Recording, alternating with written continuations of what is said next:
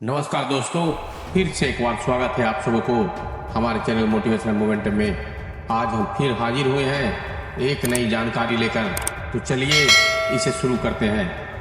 अगर आज़ाद होना चाहते हो तो एक बाज की तरह बनना, वही बाज जो बादलों की छाती चीरकर उनसे भी ऊपर उड़ता है। फ्रेंड्स, आज मैं बाज की 6 ऐसी एटीट्यूड बताऊंगा जो आम आदमी अपनी ज़िंदगी में फॉलो करना शुरू कर दे तो किसी के बाप के भी उसके सामने टिक नहीं पाएगा, उसे छेड़ नहीं पाएगा, उसे कोई रोक नहीं पाएगा।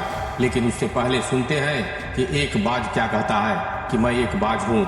मैं जब उड़ता हूँ ना तो पूरे आसमान में खौफ का बादल मंडराने लगता है, इसलिए उड़ान भरता हूँ तो आसमान चीरता हूँ। मेरे साथ उड़ने की किसी की भी औकात नहीं है, मेरे सामने उड़ने का साहस किसी को भी नहीं है। मैं एक बाज हूँ। जब बादल गरजते हैं तो सारे पंछी कांपते हैं और मैं वही हंसता हूँ और ये सोचता हूँ कि एक गरजने वाले बादल बरसकर आखिर मेरा क्या उखाड़ लेगा। मैं एक बाज हूँ। जब सब छुपने का जगह ढूंढ रहे होते हैं, वहीं मैं बादलों को चीरकर उनसे भी ऊपर निकल जाता हूँ। मेरा भौकाल है, तभी तो मेरे सिर पर ताज है। मुझे किसी के सामने झुकना मंजूर नहीं। डरना तो मेरे खून में ही नहीं है। और कोई जन्म लेने के लिए सिर्फ एक बार संघर्ष करता है, लेकिन मैं एक जिंदगी में 2 बार मरता हूँ। लेकिन मैं उस मौत से लड़कर अपनी जिंदगी को दोबारा हासिल करता हूँ। मेरा हौसला इतना बुलंद होता है कि मैं मौत से भी टकरा जाता हूँ। आत्मसम्मान इतना मजबूत है कि खुद लड़कर मरना मंजूर है, लेकिन घुटकर जीना नहीं। नमस्कार दोस्तों, मेरे चैनल मोटिवेशनल मोमेंटम में एक बार फिर से बहुत बहुत स्वागत है। आज मैं आप सबों के दिल में आग लगाने के लिए आ गया हूँ, तो आप सब तैयार हो जाइए, क्योंकि आपको सैर कराएंगे उस आसमान का जहाँ का राजा एक बाज है। बाज से सीखने को इतना कुछ है जितना आप शायद धरती के दूसरे किसी भी जीव से नहीं सीख सकते हैं। एटीट्यूड की बात करें तो एक बाज में सबसे अलग है। बात अगर भरोसे की करे तो बाज का खुद का भरोसा अपने आप में सबसे मजबूत है। और बात अगर ऊंचाइयों की करे या फिर बात अगर जिगर की करे तो एक बाज जंगल का शेर तो नहीं है, लेकिन अपने आसमान का काल है। वो काल जिसके उड़ने मात्र से एक पंछी उसके परछाई महसूस करके ऐसी जगह छिपते हैं कि जब तक वो चला ना जाए वो बाहर नहीं निकलते। खुले आसमान में एक ऐसा हलचल होता है एक बाज का। दोस्तों, आज के इस वीडियो में आप सभी को मैं बताऊंगा एक बाज के 6 ऐसे एटीट्यूड जो अगर एक आम आदमी इस जिंदगी में फॉलो करना शुरू कर दे तो किसी के बाप कभी उसके सामने टिक नहीं पाएगा, उसे कोई रोक नहीं पाएगा।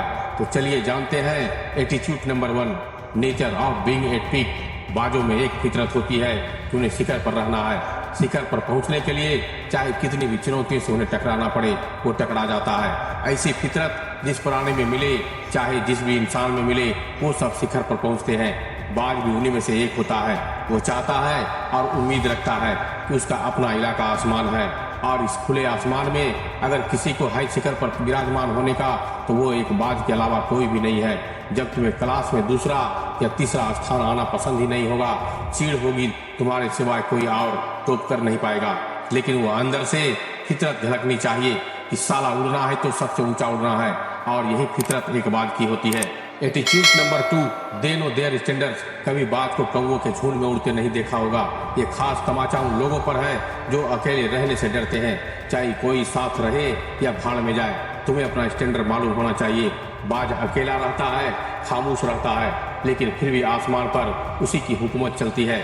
वो चाहे दर्द में हो, चुनौतियों से लड़ रहा हो या किसी भी हालत में हो, वो कभी कबूतरों की झुंड को नहीं चुनेगा या उनके साथ नहीं उड़ेगा, क्योंकि वो अपनी औकात अच्छी तरह जानता है। अगर और उसने कबूतरों के झुंड में वो पकड़ लिया तो सारे पंछी का अपनी औकात भूल जाएगा और बाज खुद राजा नहीं, शायद गुलाम बनकर रह जाएगा, क्योंकि संगत में रहने से उसकी संगति भी वही छोटी उड़ान वाली रह जाएगी। जो बाज पहले से आसमान का ताज था वो महज गुलाम बनकर रह जाएगा। बस इसी वजह से एक बाज हमेशा सबसे ऊंचा उड़ता है, और यही वजह है कि सभी पक्षियों का राजा कहलाता है और खुले आसमान में वो राज करता है। Attitude number 3, fighting in blood. एक बाज को खून में लड़ना लिखा होता है। ऐसा मैं क्यों बोल रहा हूँ जानते हैं? जब एक बाज 40 साल का हो जाता है तो फिर उसको अपनी जिंदगी से दोबारा एक जंग लड़नी पड़ती है। उसके पंख इतने ज्यादा भारी हो जाते हैं कि वो उड़ नहीं सकते। वो उनके दबाव के चलते उड़ नहीं सकता है। उसके नाखून इतने लंबे हो जाता है कि अब वो शिकार भी नहीं कर पाता है। उसकी चोंच इतनी मुड़ जाती है वो किसी शिकार को चीर भी नहीं सकता है। ऐसी एक नहीं बल्कि कई चुनौतियां आती है एक बाज के पास। उसके पास 2 ऐसे रास्ते होते हैं। पहला कि वो सब कुछ झेलता है और एक दर्दनाक मौत कबूल कर जाए, या फिर अपने आप को कष्ट दे और अपना सब कुछ नोच कर एक नया जन्म लेकर अगर 40 साल सुकून से फिर से पहले की तरह राजा बनकर बिताए। हर बार वो दूसरा रास्ता अपनाता है क्योंकि लड़ना उसके खून में होता है। उसके खानदान पूर्वज सब ने यही क्रिया किया होता है और वो भी करता है। वो सबसे पहले अपने चोंच से सारे पंख उखाड़ फेंकता है जिससे उसे बहुत ज्यादा खून निकलता है और वो अपने नाखून को पत्थर में मार मार कर तोड़ लेता है जिससे वो लहूलुहान हो जाता है।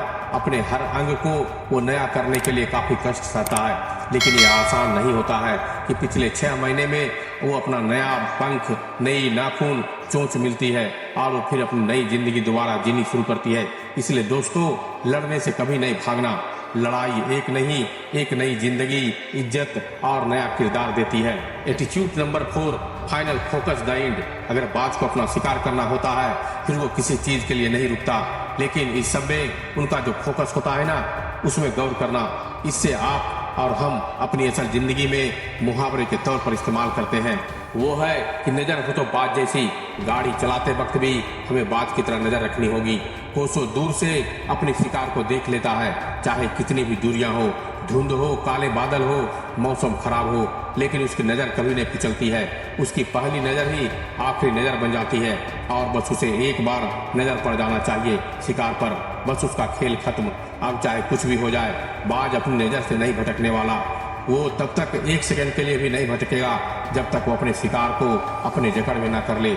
इस खूबी के साथ कुदरती रूप में बाज और शेर दोनों पैदा हुए हैं, लेकिन समय के साथ साथ बाज अपनी इस खूबी को और ज्यादा तेज करता जाता है और यही वजह है कि वो बुढ़ापे में आसमान पर उसी राज से वो राज करता है। Attitude number 5, silence. कौवे जब उड़ते हैं ना तो कभी गौर करना वो कितना शोर करते हैं, लेकिन एक बाज तो जल्दी से दिखता भी नहीं है। यही फर्क होता है एक बाज और दूसरे पंछियों में। बाज शोर करने में नहीं, ऊंची उड़ान भरने में यकीन रखता है। झुंड के सहारे नहीं बल्कि आसमान को अपनी वजह से मशहूर करने का ताकत रखता है, लेकिन सब में वो खामोश रहता है और 100 दूसरे पंछियों का एक झुंड भी खड़ा, चाहे वो कितना भी हो, चहचहा रहा होता है, तब भी अगर सिर्फ बाज के ऊपर से उड़ जाए तो उस झुंड की ऐसी हालत होगी जैसे उसे सांप सूंघ गया हो। अपने लिए ऐसी दहशत और इतनी शान सिर्फ वही प्राणी पैदा कर सकता है जो खामोश रहकर सबके बैंड बजाने की ताकत रखते हैं। सिर्फ भौंकने और बड़ी बड़ी ताकत रखने से दुनिया तुम्हें नहीं स्वीकारती या अपना राजा नहीं घोषित करती, बल्कि दुनिया को तुम्हारी औकात पता होनी चाहिए कि तुम असलियत में किस हद तक रह सकते हो और इसके बाद भी तुम्हें खामोश रहना होता है, क्योंकि खामोशी से बड़ी कोई ताकत नहीं है, तभी दुनिया सलाम करती है। Attitude number 6, the winning mindset. एक बाज के माइंडसेट में सीखने के लिए बहुत कुछ है। आप खुद ही सोचो कि जहां दूसरे पंछी तकलीफों से बचकर निकलने की कोशिश कर रहे होते हैं, उस वक्त बाज उन्हीं तकलीफों को चीर कर ऊपर जाता है। जब बादल गरजता है तो पूरा आसमान कांप रहा होता है, सिवाय बाज के। बाज के मानसिकता ये कहती है कि सारा इस ब्रह्मांड में ऐसी कोई चुनौती नहीं जिससे तुम भिड़ ना सको, जिसके सामने तुम जीत ना सको।